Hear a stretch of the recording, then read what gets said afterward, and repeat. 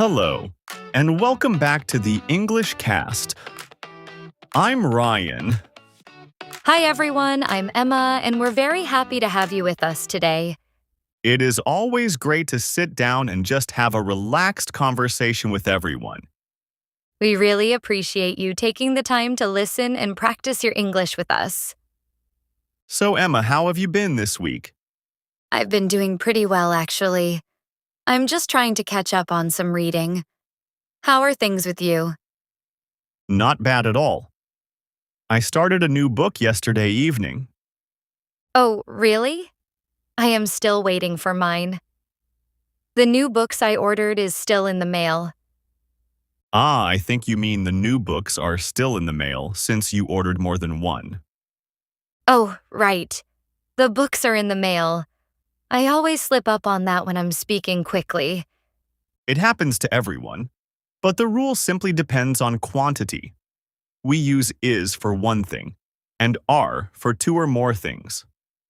So if I talk about my friend Sarah, I say my friend is busy today.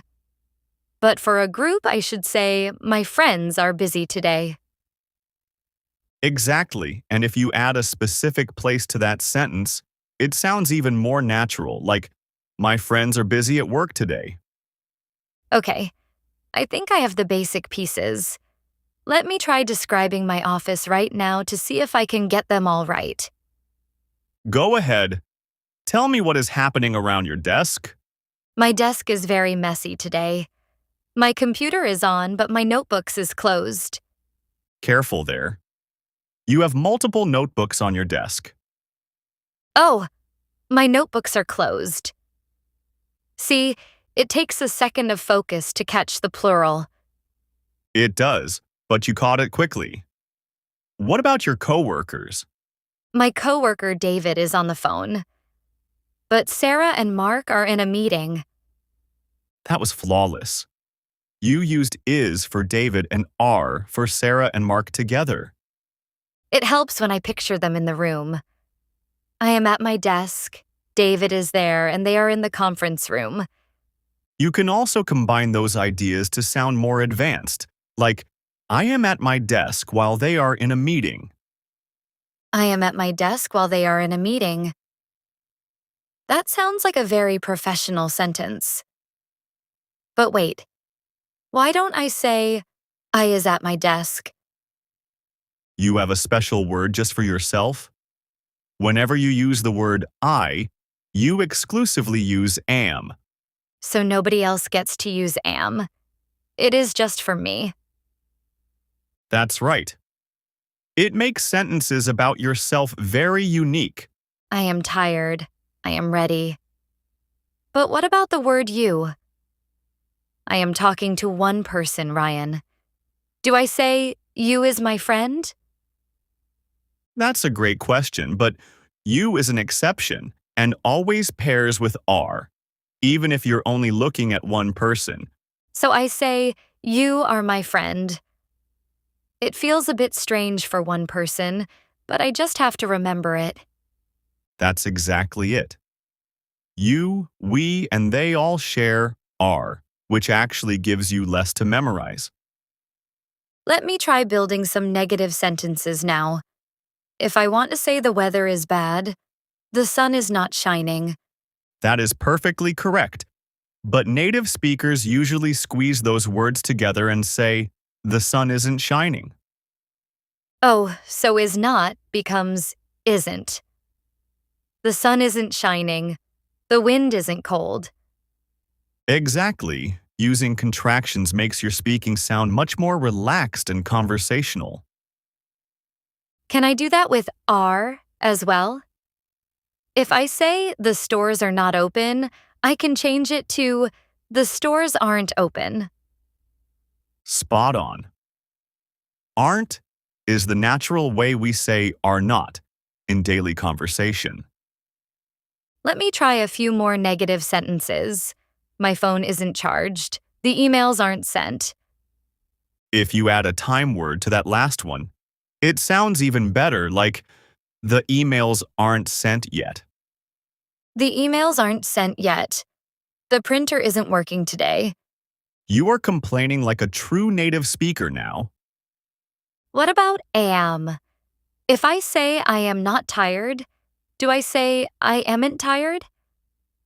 No, we don't actually have a single word for that, so we just shrink the first part and say, I'm not tired.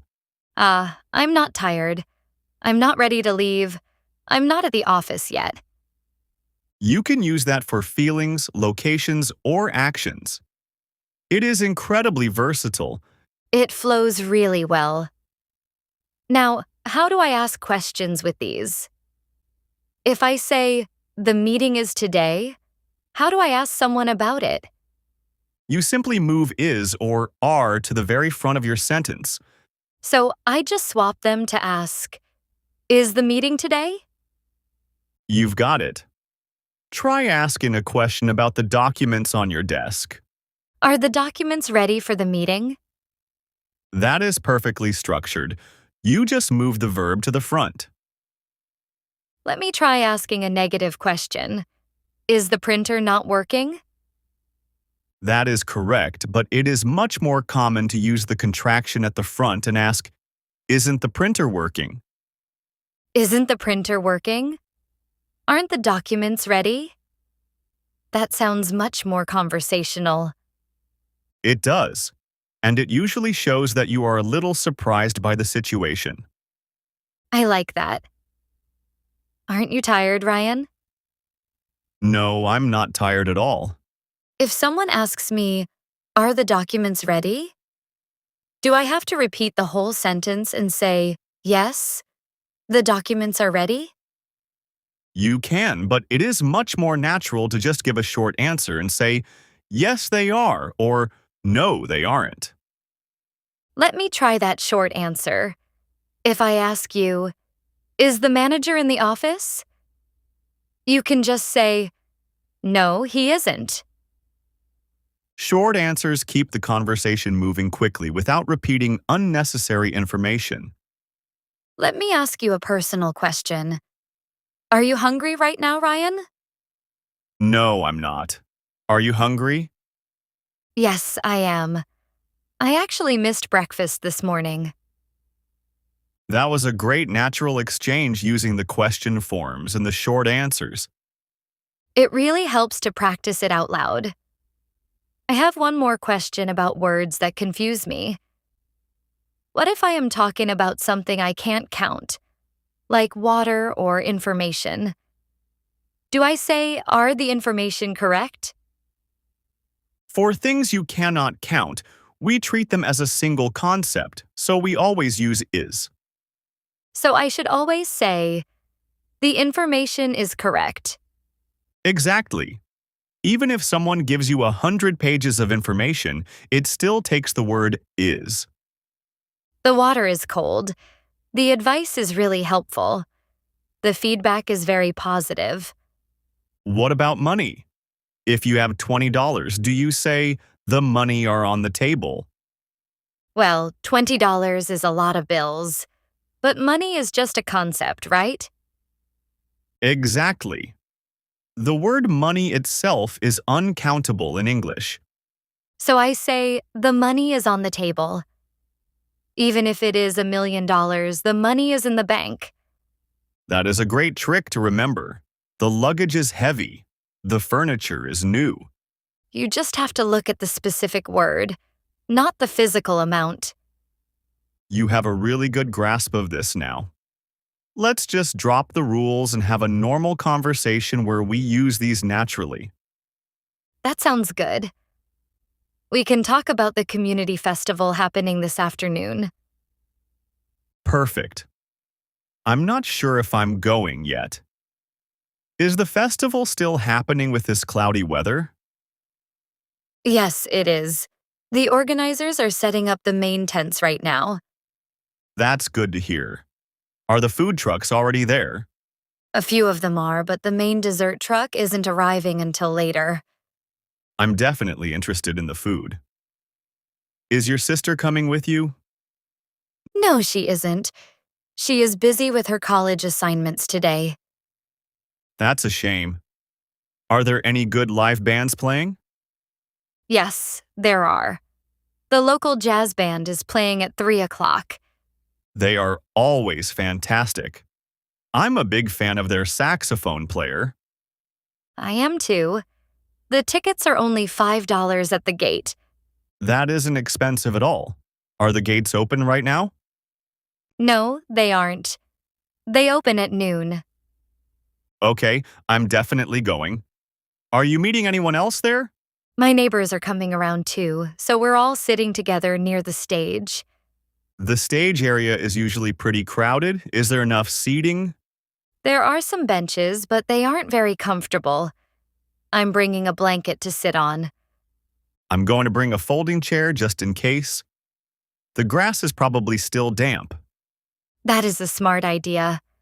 The ground is definitely wet from last night's rain. Well, I'm going to grab my jacket and head over soon. Are you ready to leave? I'm almost ready.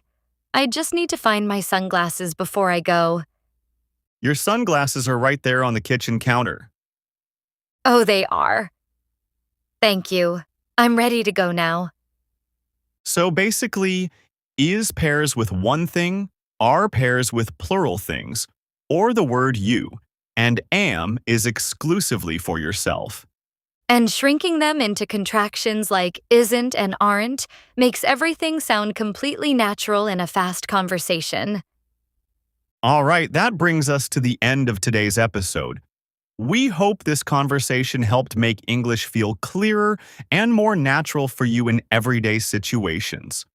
Remember, progress comes from small daily practice.